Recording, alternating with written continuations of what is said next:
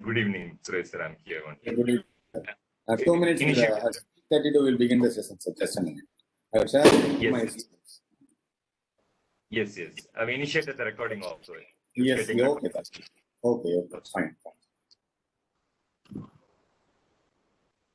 Yes.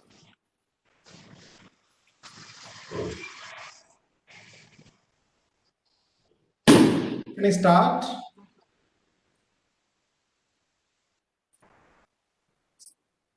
Sir, Balu sir, good evening. Can be in another 1 or 2 minutes max. 2 minutes, sir.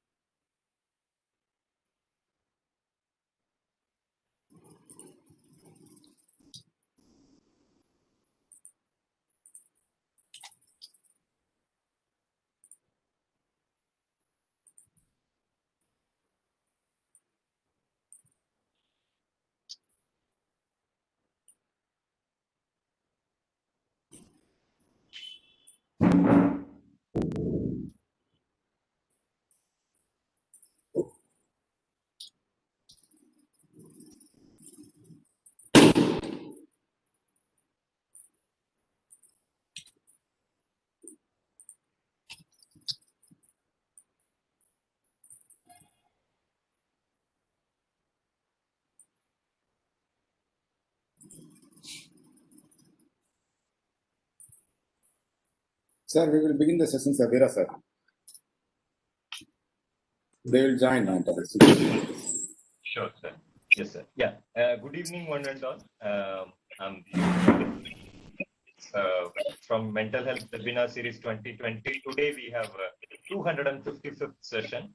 It's of course Child Rights and DRR by our Dr. Balu, who is actually a faculty of NIM. And of Department of Psychology, the American College, Madurai, and the core team Mental Health Webinar Series, Madras School of Social Work, Chennai, International Center for Clinical Psychology and Psychotherapy, Germany, Yamachalamuthi Institute of Mental Health and Rehabilitation, Psychological Research Center, Madurai, Psycho-Oncological Association, Turkey. Because of all the organization, associate partner, I welcome one and all today's speaker as well as the sincere participants who are all joined over here. To have a great session, I request all the participants to mute your video as well audio, and all your queries can be clarified in the question and answer session. And make sure to wear decent outfit if in case of switch on the video. I request our team head, Dr. Suresh Kumar, to introduce our today's speaker, Dr. Balu. Thank you. Please, sir. Yeah, thank you, Veera, sir. I'm happy to introduce our friend, Dr. Balu. Dr. Balu is working as a faculty at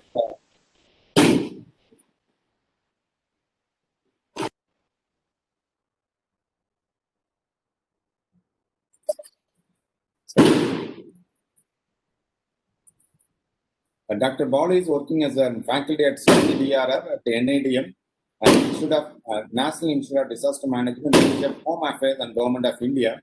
And he is having he served as an assistant professor at Rajiv Gandhi National Youth Development. It is one of the Institute of National Importance. And he also having 2 years of research experience at National Institute of Rural Development and Panchayat Raj, NIRD and PR. Overall, when you collect his experiences in the field of community level, and for child-related component, he is having 10 years of experience. For his credit, he is having PhD at Sociology from Madurai Kamaraj University. He has coordinated national and international level training programs on various themes. And as per my knowledge, when he was entered in that NIDM, and every year he is conducting more than 40 face-to-face training program. I'm happy to welcome today's speaker, and for his credit, he is having obligations in journals and conference. Over to you, sir. Thank you. Thank you so much, Dr. Suresh Kumar. It's audible to me. Yes, sir. Okay, sir. Just let me share my PowerPoint. Okay.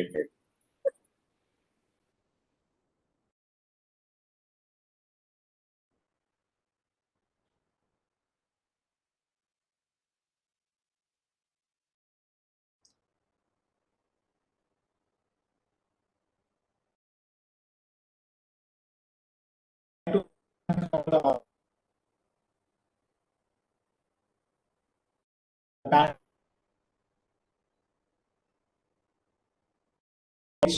also other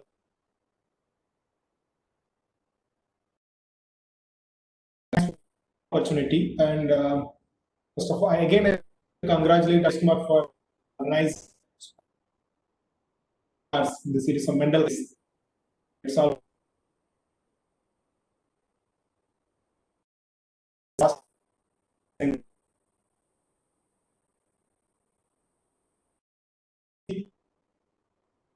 risk reduction on Your voice is breaking, sir. uh,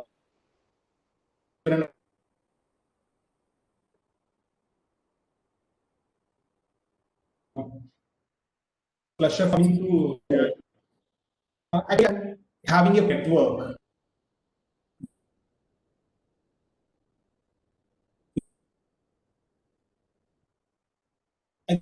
I close my video. My laptop also may restart.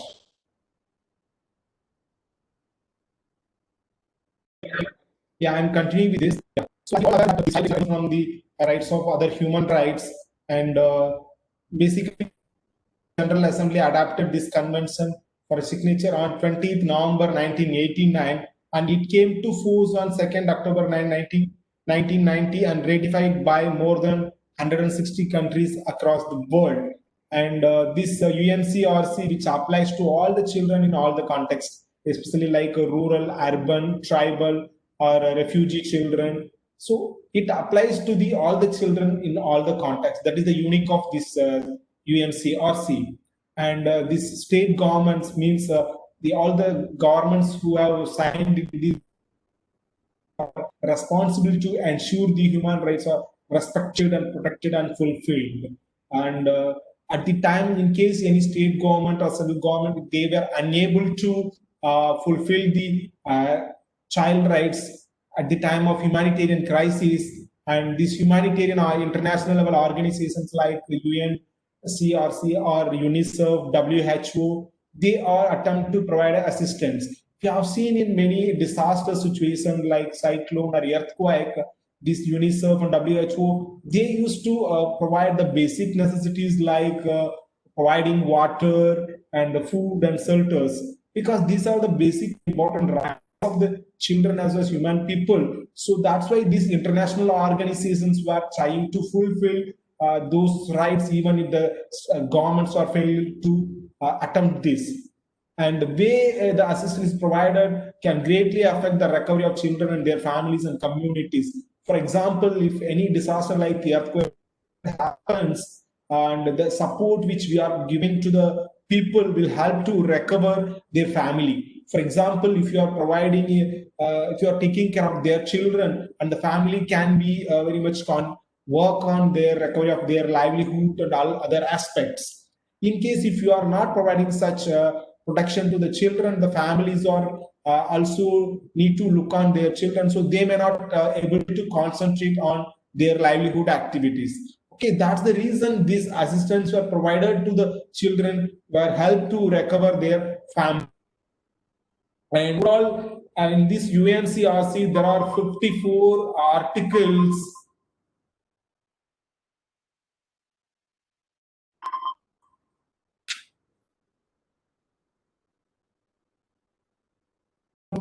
Articles which all covers the four important rights like a civil, political, economic, and social and cultural rights of the children. And this UNCRC also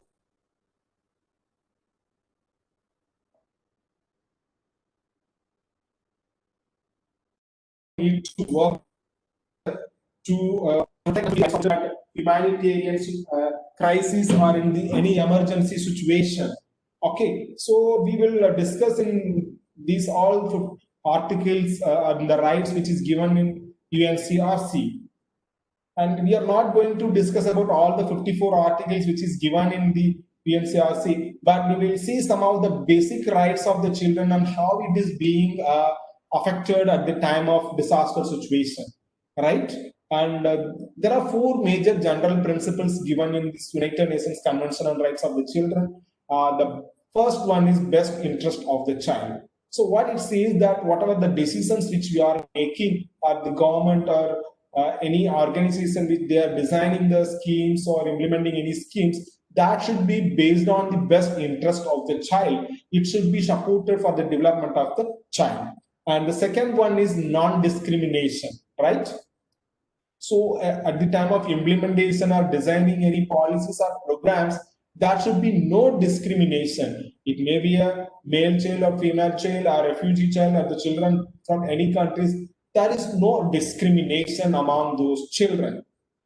And these other articles also develop based on the development principles. And also, what are the decisions which we are taking? It should be based on the views of the children.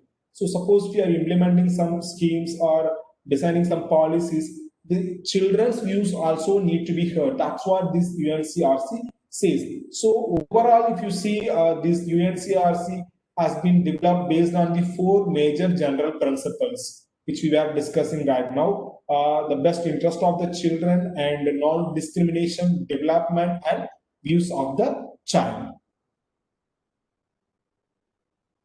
All 54 articles and major rights, we can divide into four major rights. Okay, the first one is survival. It is related to right to live, right to survive. Okay, and the second one is the right to development. The right to development is like right to education, right to health facilities, and the right to participation. Okay, the third one is protection, to protect the children from various issues. And everyone is having a responsibility of protecting all other children and stakeholders. And the fourth major rights is participation, participation in various activities or other things. Okay, so overall, what we can see is this UNCRC's rights has been divided into four major rights, which is right to survival, right to development, and right to protection, and right to participation. And this UNCRC also talks about right holders and duty bearers. So one side, the right holders like children, parents, and in case of absence of parents, the guardians, they all are right holders. Okay, and the duty bearer like all state government, central government, local, international organizations, and all the land departments, especially people who all are working for the welfare of the children, they all are called duty bearers. Okay, so it is strengthening the accountability mechanism between right holder and duty bearer. Okay, among the right holder, once we need to develop the awareness about their basic rights, and second, among the duty bearers, we need to educate them to realize their responsibilities, so that at the time of any disasters or humanitarian crisis situation, both the right holders can fight for their rights and the duty bearers can protect and fulfill the rights of the children. Okay, so overall, it's a strengthening the accountability mechanism between right holder and duty bearer. Now, I would like to ask a few questions. Also, like to interact with the participants. Can anyone say who is child? You type, or you can also interact with me. As per your understanding, who is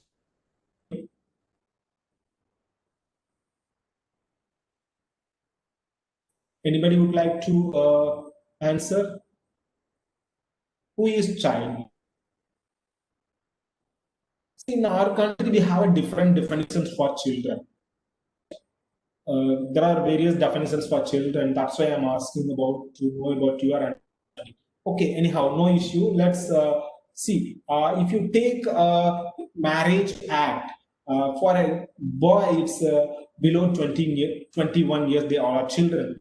For a girl, it's below 18 years. Now there is a recent change is also going to happen. It is in the process. They are going to increase the marriage years for the girl children also. So as per marriage act, for the boy, it's below 21 years. They all are children, and for a girl, for a boy, it's below 18 years, and for a girl, it's 21 years.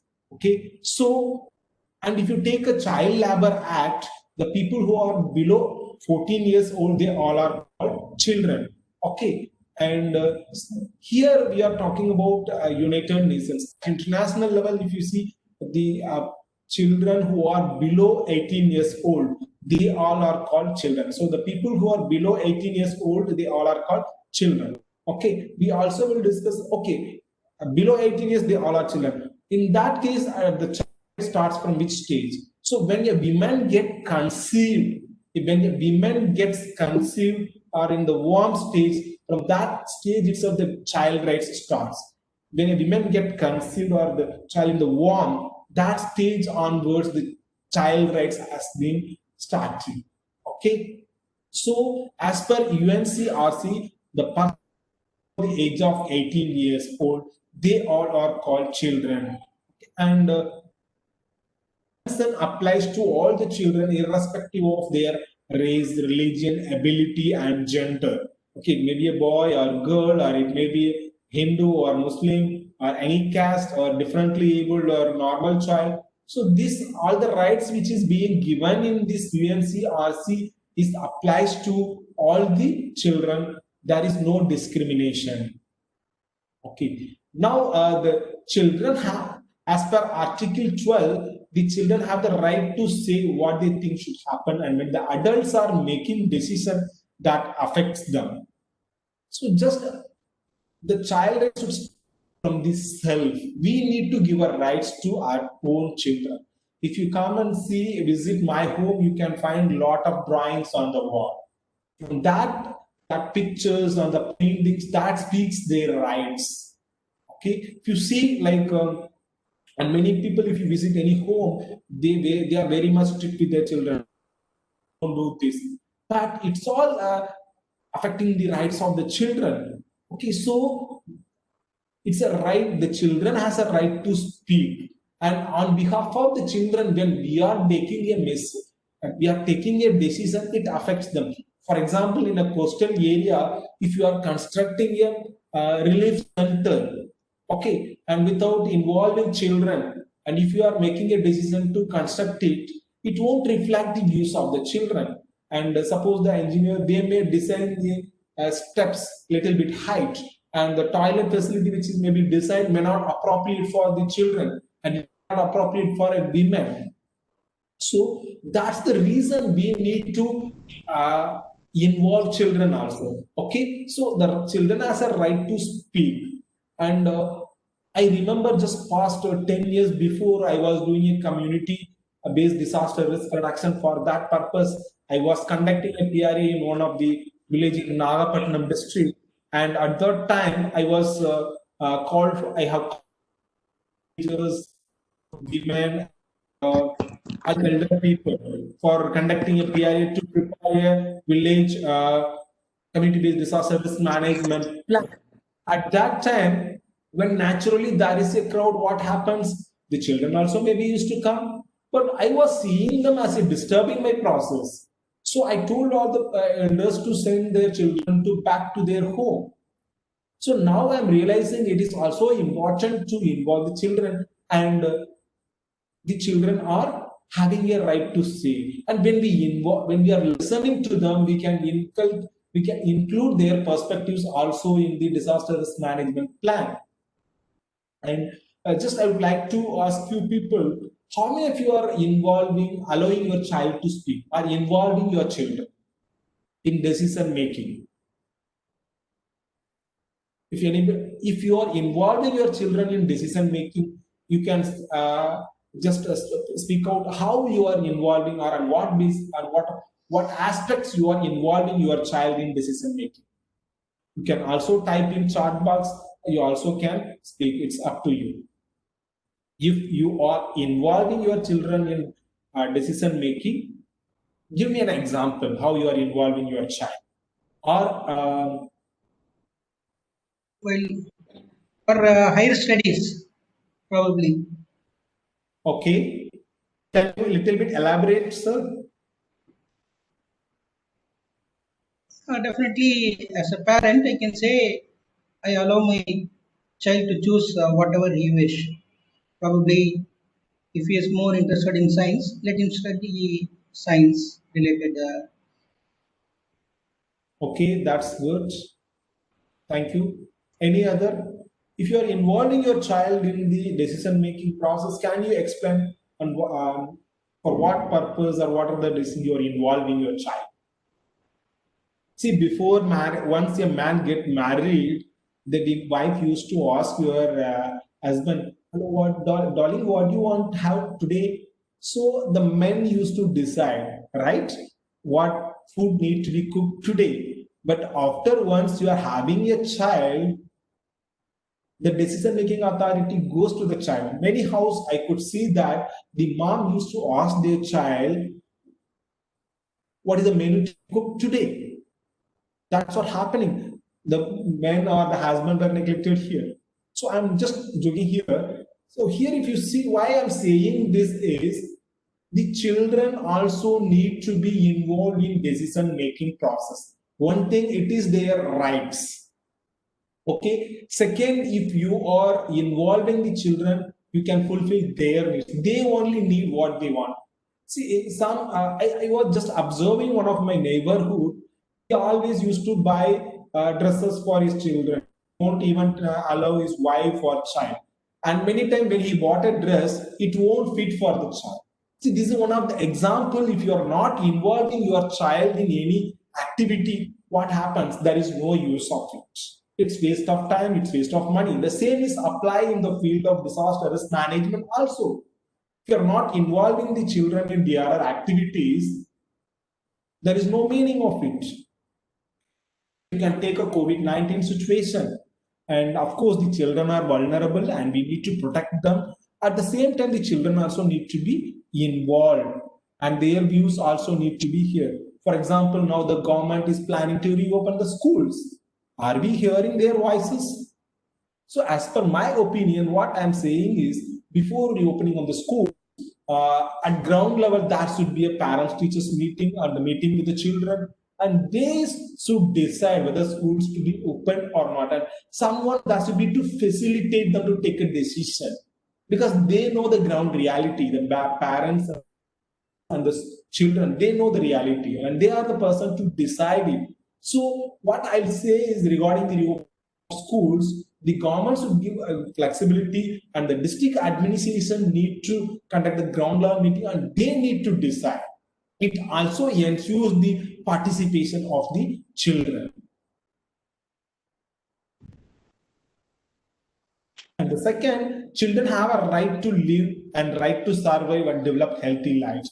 It's Article 6 talks about the right to live of the children. So any disasters, if you take, it may be like COVID-19, biological disaster or pandemic, or even earthquake or a flood or cyclone, the children are directly affected. Many times the children got injury and they may die. Even in COVID-19, some of the children has been died. Though the children are not the face of COVID-19, but they also being affected. Okay, and if you take any disasters data, the child death rate is higher than the adults. Okay, so the children, the right to live of children is being affected at the time of disaster. So what we need to do, how we are going to protect and fulfill the rights of the children? About the do's and don'ts during any disasters. For example, COVID-19, there are do's and don'ts. Pradhan Mantri Narendra Modi has started a campaign on Jan Andolan. We have to teach our children what are the appropriate behavior, okay, which also ensures the right to live of the children. And many children used to play games, and it's a rainy season in most of our country, and we need to know when it's raining or when it's lightning. We should not use the mobile phone, or the TV should be switched off. These are all certain do's and don'ts which we also need to educate our child, and which will help them, which will ensure the right to live of the children. So similarly, if you take any types of disaster, the children are being directly affected and their right to live is being questioned. So it's all stakeholders' responsibility to ensure the right to live children. So the only way is to enable our children and to enable our children in this disaster risk reduction activity. And we also need to in the life skills among our children, like swimming, tree climbing, or first aid. These are the things which is going to help our child. Just education alone is not going to help the children. Generally, just people used to say a story like a boy from who has gone to a city for education purpose, and after completing his higher studies, and he was back to his own village. So at the time, he was supposed to go across the river by boat to reach his own village. So what happens when he was entered into the boat, and he was just started discussing with the boatman, and he was asking, Dada, आपका science मालूम है? The person boatman told, no, I don't know science. I didn't even not gone to school at all. You have wasted your life. Half of the life has been wasted. And then the student started asking, mathematics? And he said, no, just I know how to count the money. I don't know this mathematics, sciences, theorem. Like he was saying, you have totally, your another half of the life has been wasted. Your entire life is wasted. Like he was discussing with the boatman. And after some time, the boatman started asking a boy, Are Baba, you know swimming? Then the boy told, no, I don't know swimming. You don't know swimming, now your life is going to be lost. Your life is also totally wasted because there is a hole in the boat. Because of the water, what is coming inside, the boat is going to immerse in water. I know swimming, so just I'll escape myself. I'll save myself. You do not know swimming, so you are going to lose your life. See, this is an example why I'm saying this story. Just education alone is not going to save the life of the children, or not alone going to help the child. So it is also very essential to teach our child with some certain life skills, which is going to ensure the right to live of the children.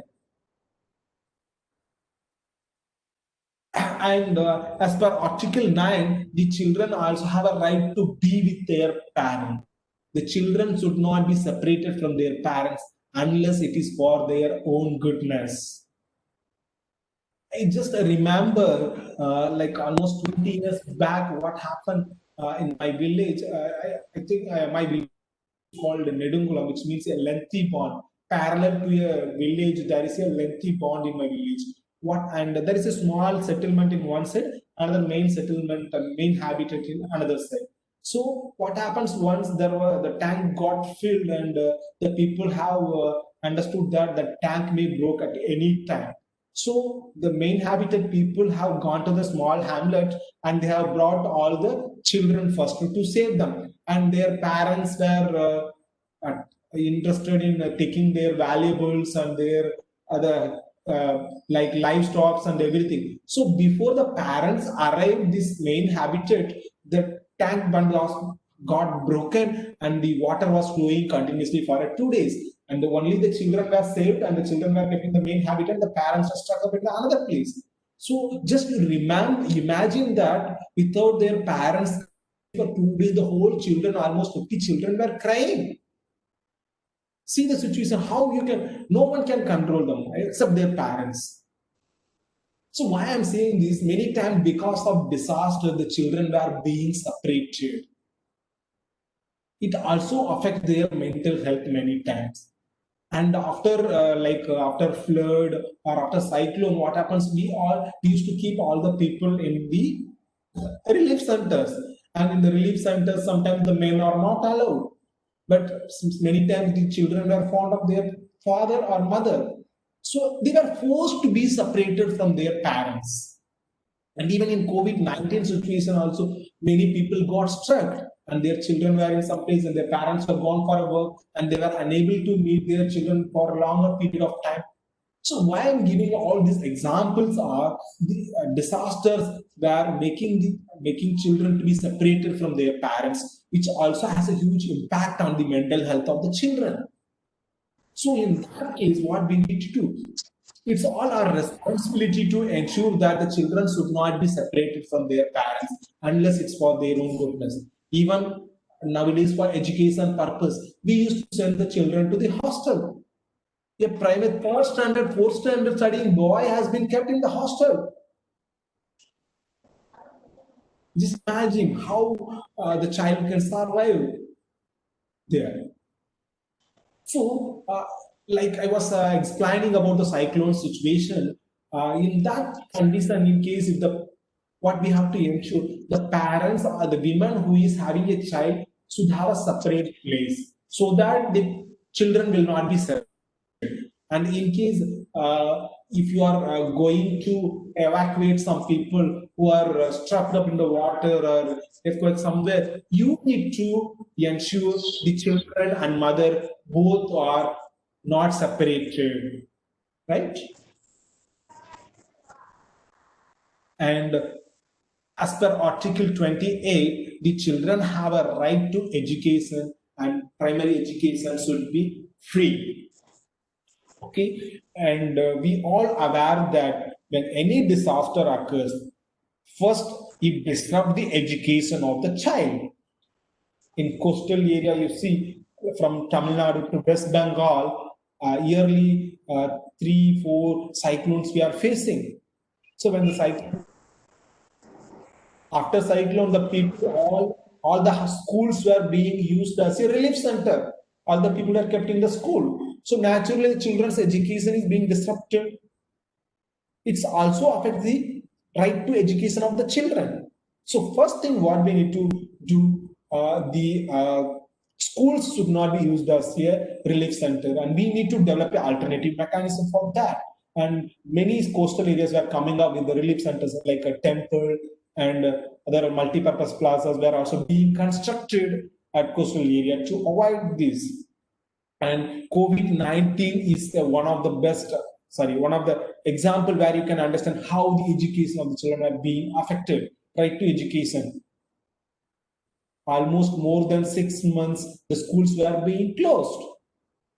Somehow we are trying to provide online to children, but all the teachers were know that it's not to equal to the education which we are giving in the school or the physically when the student is being presented. And there are many issues. Children who are not able to afford to internet or not able to have not having electronic devices, and a girl in a Kerala who has had a suicide because he was not able to access to the online education through television. See, this right to education is also having impact on the right to live. So it's all our responsibility to ensure the right to education. Right to education means it's not just only going to school. When the children were going to regularly, after disaster, what happens? The schools were being closed for a longer period of time. Their education is being affected, right? And even the school buildings were also damaged. And after disaster, if you see, there is a chance of huge number of dropouts. Now, this UNICEF has come up with the data that there is going to be a lakhs of students will be dropped out after this COVID-19 situation. And Dr. Suresh Kumar used to say that once you are practiced for 24 days or 20 days continuously, then that will become a habit. Now, more than 6 months, the students school. How again they will back to school? It's all a question mark. And similarly, when any flood or drought happens, the families were losing their livelihoods. So when they lost their livelihoods, naturally they were unable to pay to the school fees and all. So it's also makes a dropout and it also affects their education. So this COVID-19 situation learning to us, even at emergency situation or at any disaster, we can ensure the right to education of the children through online education.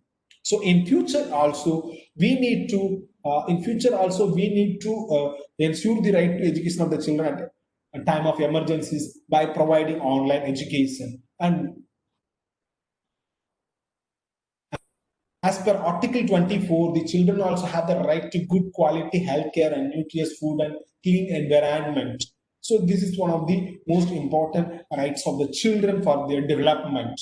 right? So here I would like to just brief about the life cycle of the children. Here we can divide children into 4 different phases. The first phase is called prenatal. Okay, it's the pregnancy stage. Okay, the child rates also starts from this prenatal stage itself, and we all aware that the first 1,000 days, 9 months of pregnancy, and first 2 years of life of the child is most delicate as well as highly vulnerable phase for the children. So this first phase pregnancy is called prenatal, and the children born or inborn and their mother both are highly susceptible to the direct and indirect effects of the disaster. And well-timed access to the obstetric care for childbirth and antenatal and postnatal services are the needs and rights of this phase. So the mother who are pregnant, they have a right to get obstetric care, institutional delivery, facility of institutional delivery. Just I would like to give an example and ask a question from you. Suppose there is a village, okay, which was completely surrounded by a flood water, and after that, what happened? There is a village which is completely surrounded by flood water. There is a pregnant woman who need to access to the hospital for a safe and institutional delivery. Okay, but the village is completely surrounded by water. Roads were blocked. In that situation, how will you ensure the safe delivery of the women? It is their right as well as need. Anyone, you can also answer orally, or you also can write in the chat box.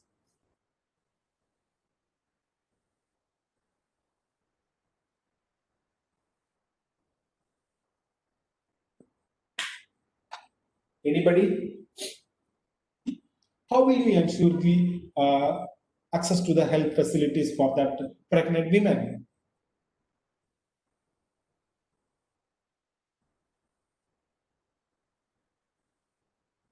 Okay.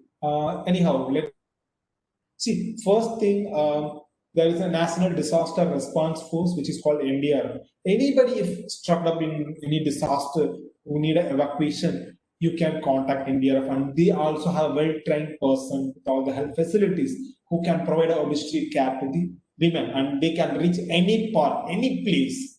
Okay, this is the first you can do. And second, if you have a facility of heli ambulance, you can also ensure it. And the third one is, if nothing is available, what you can do is at local level, at village level, if anybody is there is any person who is trained, who is certified to look after the delivery. If they are available, we can use their service. But the best example I can say that is, you need to list out the mother who is expected to deliver on that particular date. I can say Odisha is one of the pioneer state in doing this child-centered disaster risk reduction. And what they used to do is, they used to list, and of course, all Anganwadi centers, they are maintaining the list of mothers, list of women who get pregnant and with the expected date of delivery. So if you know there is going to be a cyclone or flood in that time, you need to shift them in advance to the safest place, so that you can save that child and mother, and you can ensure the obstetric care for that particular women. The second phase is called 0 to 2 years old children. They call infant. Okay. Young children between 0 to 2 years old, they need 2 to 3 hourly feeding. And among these 0 to 2 years old children, they need more care up to first months, right? And they also receive exclusively breastfeeding or mother feeding. And after 6 months, they can be supported with any appropriate complementary feeding. And many times what happens because of these disasters, these children are also being affected. And what happening is, they may not get the appropriate complementary food. And we used to keep all women and children and men in one particular place in the relief center. So the women are unable to feed their child, and they feel shy or they feel discomfort to feed their children many times. and the event of disaster itself many times leads to the lactation failure, which is also a result of psychological shock. And major issues that severely affect the child's health when there is a lactation failure, which also affects the health of the children. And this loss of care is also another issue when a child between 0 to 2 years old, if they lost their mother, just to imagine about their survival and growth, it also affects their survival and growth. Okay, and due to disaster also leads to mass displacement. So this immunization is also an essential requirement for the children of 0 to 2 years old, infant stage. See, this COVID-19 time also, many children, they were is also disrupted. Okay, just I'll give an example and like to raise a question here. Suppose due to this COVID-19, the people have lost their employment and everything. After the situation become normal, a group of families were traveling from Chennai to Hyderabad for their livelihood. Okay, and because of that, their children were not immunized on time. In that case, how will you ensure their children were immunized regularly? See, here everyone is responsible. Now the government of India is having a provision of that. In any primary health center, anybody can access for the immunization, right? So it's a responsibility of village health nurse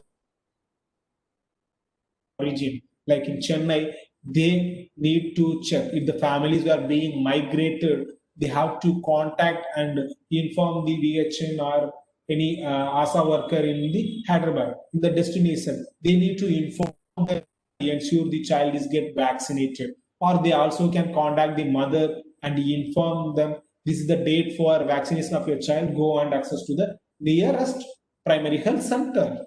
Okay, and even still now we also need to have a use the geographical positioning system GPS, and if your mother is migrated from one place to another place, by the automatic message or automatic call also will go.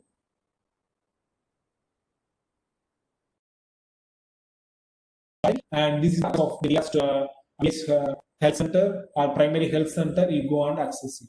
So these are the certain ways to ensure the right to good quality or right to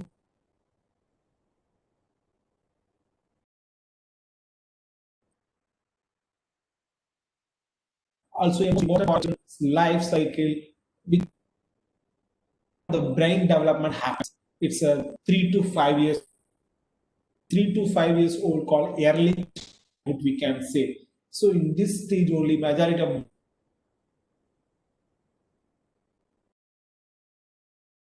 a special factor for the development of the child.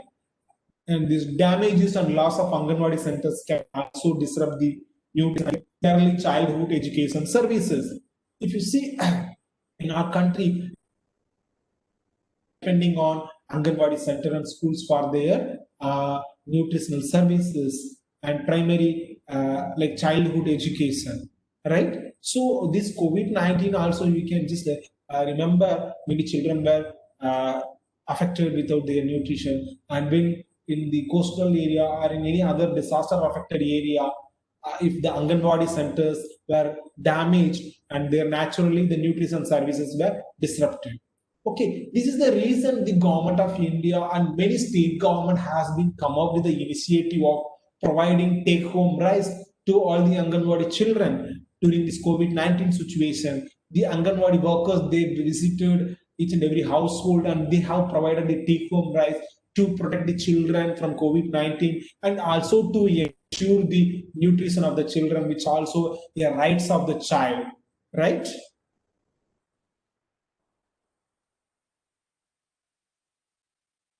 Years old, which is called middle, we can say. And formal schooling and recreation is sports are the essential part of the development of the children. And when the disaster strikes, this all gets affected. So you all remember now, you can understand 90 children were not able to go to school and their movement was restricted, their recreation and sports were also affected. So in the post disaster situation, when to reopen, it also. So what we need to do is to ensure the right to education and right to play of the children. We need to promote the child-friendly spaces. We need to promote the child-friendly spaces in the relief center, and also we need to. I can say that again, this Odisha is one of the pioneer in protecting children from the disasters. And what these Anganwadi teachers and the school teachers, they relief center, and they used to establish the temporary relief centers there, temporary schools or Anganwadi centers, and they provide early childhood education, and these were also provided to the children in the relief center itself to ensure their recreational activities. Of course, 12 to 18 years old were called adolescents, and we are all aware sexual and reproductive health is particularly time of disaster. I just remember during this COVID-19 initial lockdown, many adolescent girls who were unable to access to the even sanitary napkin. Even the shops were forced to close and no shops were opened. The sanitary napkins were not available at the village level, and their movement travel was also restricted. So they were not able to purchase. They were not able to go to the shops. So many children, young children, were were facing a problem to access to this sanitary napkin, which is very essential during their menstrual hygiene. And many times during the disaster, what happens? The child production gets compromised, and this COVID-19, you can everyone knows that the number of child marriages were being increased, and after this cyclone or flood or any earthquake, by using the uncontrolled law and order situation, there is a chance of child abuse or kidnapping the children, right? So the child protection gets compromised at the time of disasters, and the children are also vulnerable to like child marriage, child labor, and usually after disasters. Okay, and as per Article 31st on UNCRC, all children have, and this COVID-19 has affected it. Many children, they was restricted within their houses, and they were unable to play, and they were unable to move outside. And if any disaster happens, if the child goes and play, what be happening? But it's not right. It is not correct. It is their right.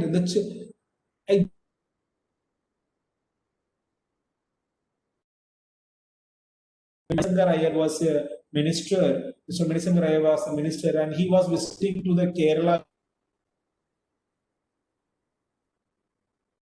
and asking about their parents. What do you need for your child? They were asking for a bread and a job, and they were asking for a chocolate and other thing, dresses and everything.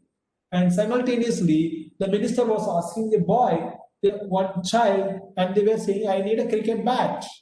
See the difference. That's what they want. That's what their needs and their rights. It's our responsibility to ensure it. Of emergency, or at the time of lockdown, or at the time of disaster. It may be any time.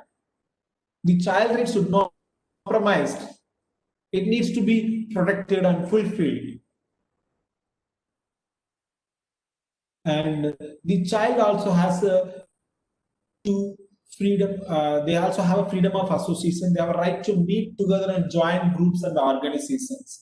And many times this is what lacking our society. I can say that, of course, the children got a chance to meet their children, but they were not forming a society or groups. And they were willing, the parents were not accepted it.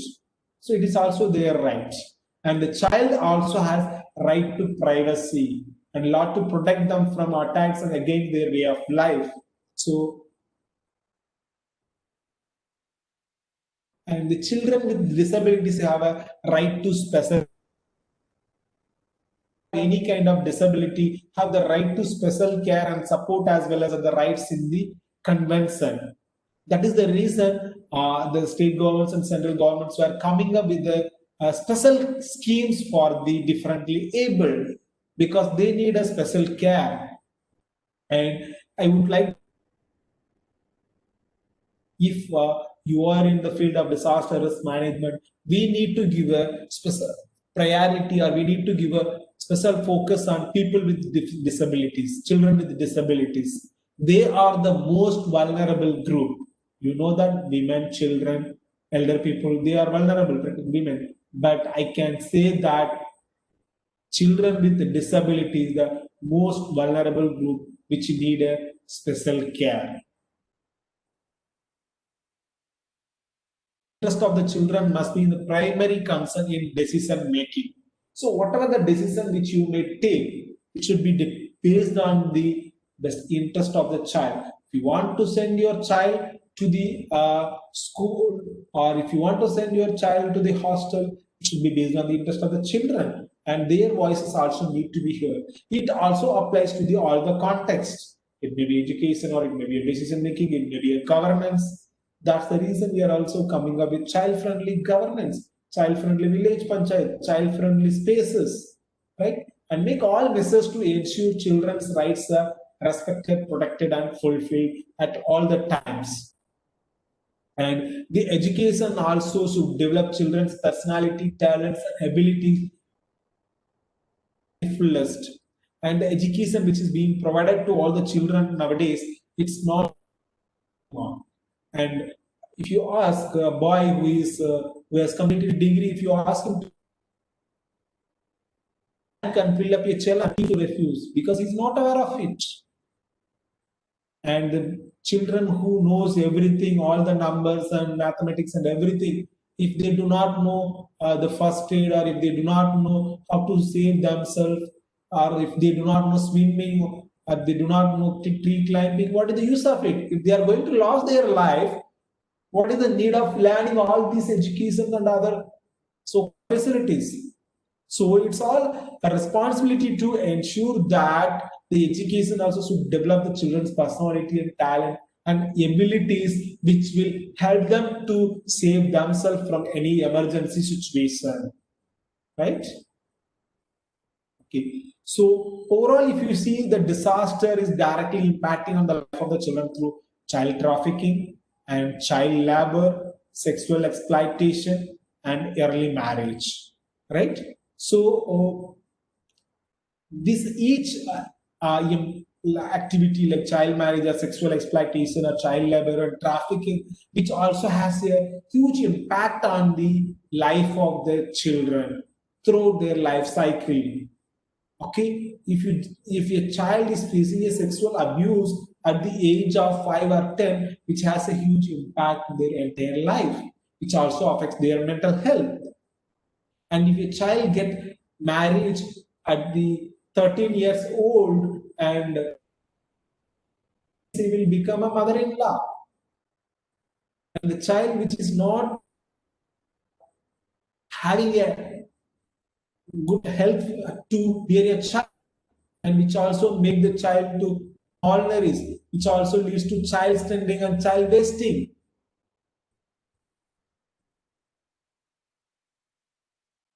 To protect and fulfill the rights of the children at the time of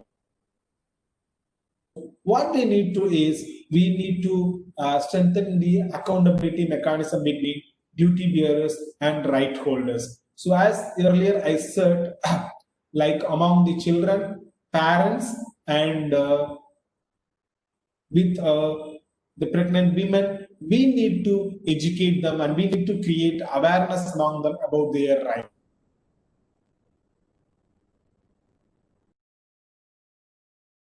Or at the time of disaster, rights. And simultaneously, we also need to educate the stakeholders to realize their responsibility so that they can fulfill the rights of the children.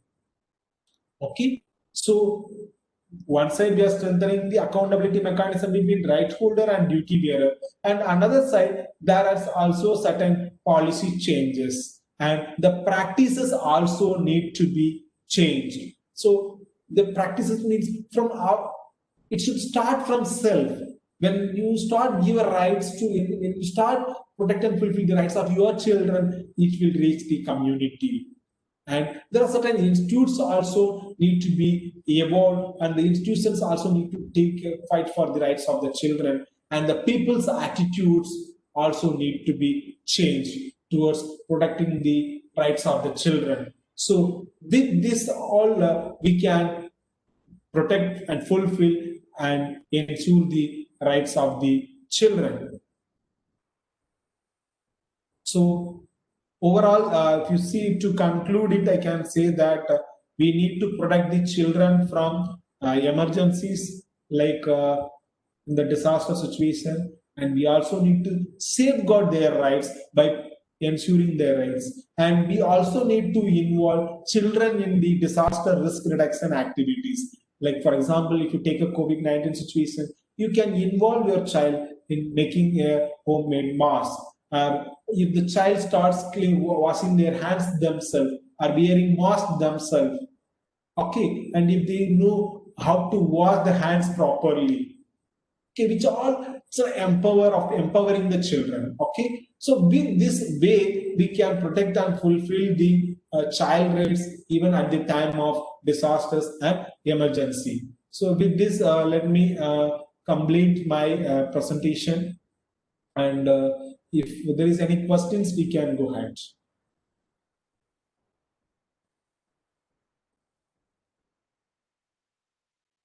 Any questions, if participants, if you are having, you can raise.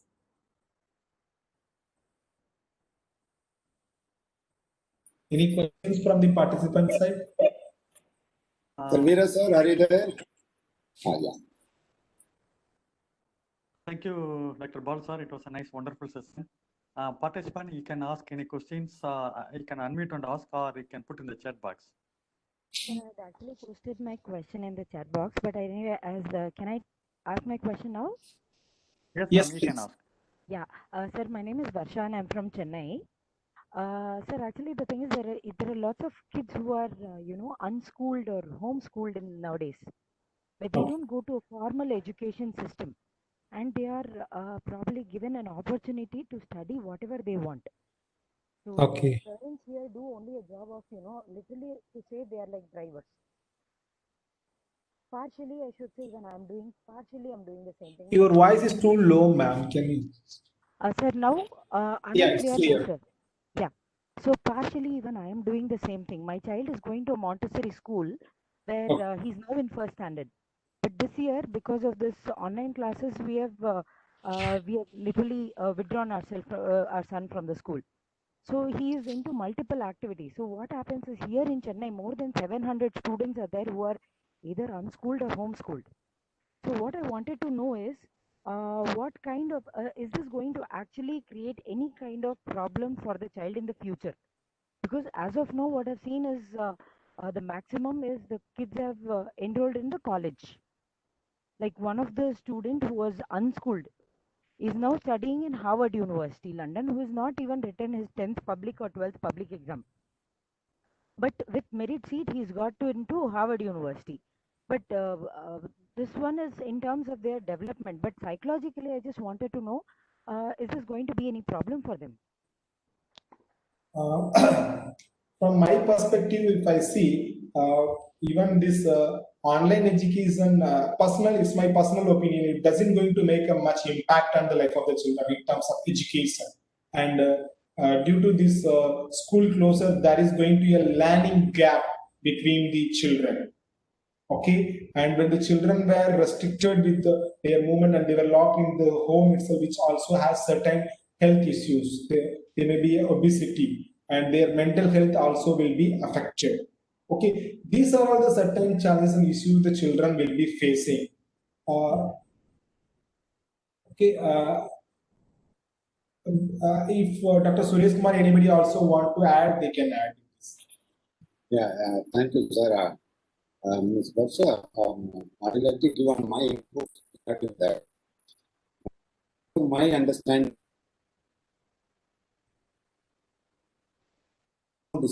for homing or if they can schooling at home or informal education also accepted. I think you all know that NIOS, National Institute of Open Schooling, there they can go for only, there will be a problem for them only when they go for government employment. Government employment, they are having the strict rules and regulations, and they are saying that 10 plus 2 plus 3.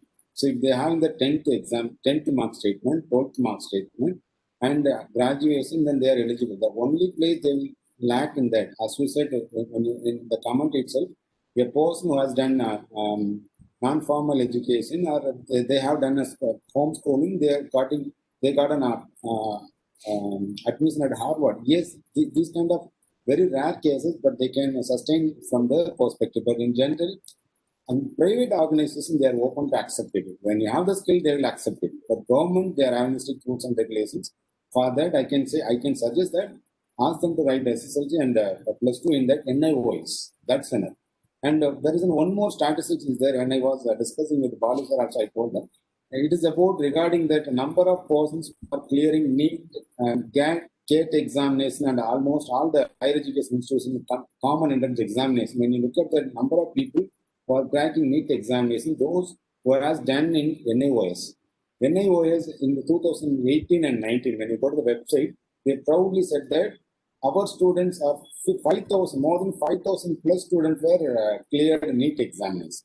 So see that even homeschoolings are better option. But psychology, I can say, what kind of impact it will make when they take a school education. If they take an education at the school or in different mode, they may have that, we have to go for formal education. See, it is for social peer understanding, and then how they can understand that to build a relationship, and they know that what is good and bad. And when they were taking at home, they will take only one perspective. For multi-perspective, they can take. And every class, they may have the 5 to 6 teachers will be there, and every year they will have different teachers, and they will get a more exposure and more understanding about the world. That's the only benefit they will get. But when they're taking education at home, what the benefit they will get? They are more focused on whatever they like to have it, and they will study. So that is the basic difference as per my knowledge. And in both way, when we take education at the school or at the home, positive things are the negative things are. So that's my input for your question. I think that's value for your yes. Thank you, sir. Thank you so much. Sir, and one more question, sir, regarding what's your opinion about online class, sir? There is a question from Resma.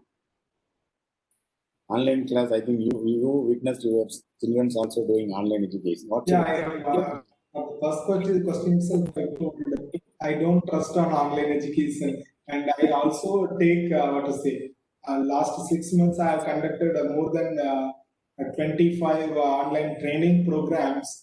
What's happening is people just log in and keep the mobile and are there running. Just for the namesake, they are joining, but there is no much learning it. Once they are interested in that particular subject, then only, or if they are interested with if they are like their teacher, then somewhat they are learning. Okay, what I have observed in my home, my son, they never sit more than 5 minutes, they never sit in front of the mobile. When their teacher calls, yes, teacher, that's all. Yes, miss, I'm there.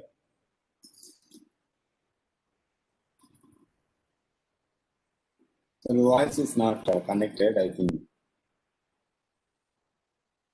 I hear you.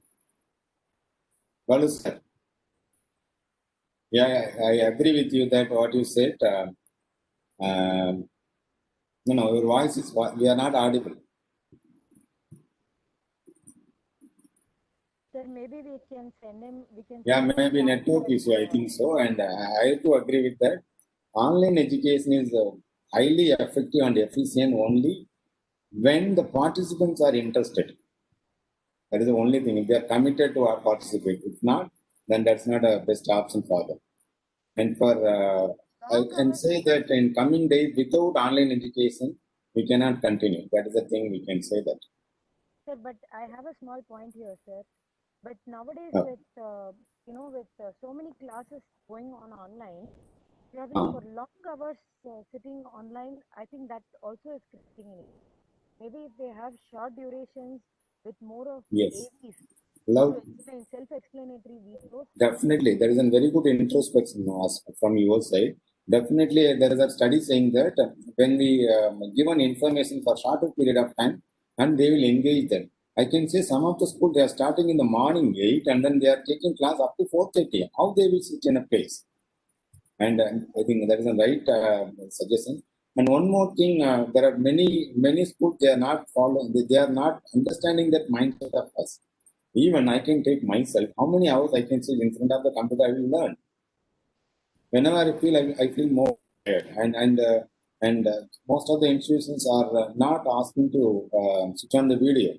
That, that is the are not attending. I can say that the self-regulations are not made for this component. When we train our students and children for this new normal, definitely they will come back. And if you are not giving that, unless the self-regulated self-commitment is not there from the learners, it is very difficult to ensure the effectiveness of an online learning.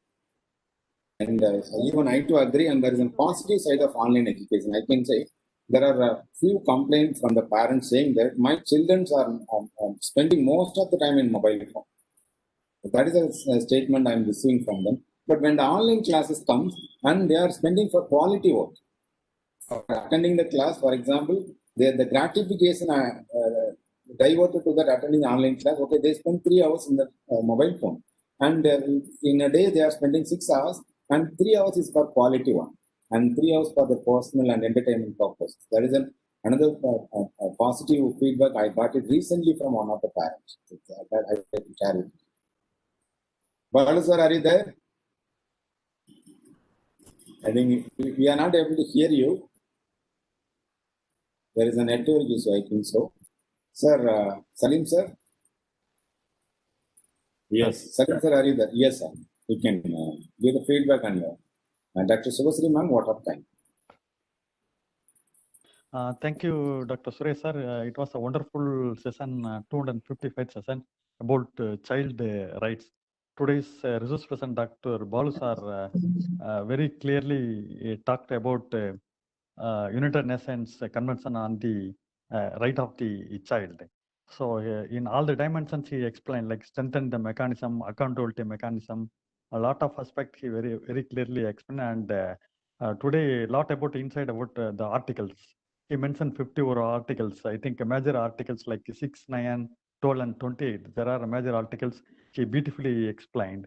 So I think all the aspects like civil, political, economical, like social, cultural, all those things very well clearly mentioned in the articles. It was a very good learning today.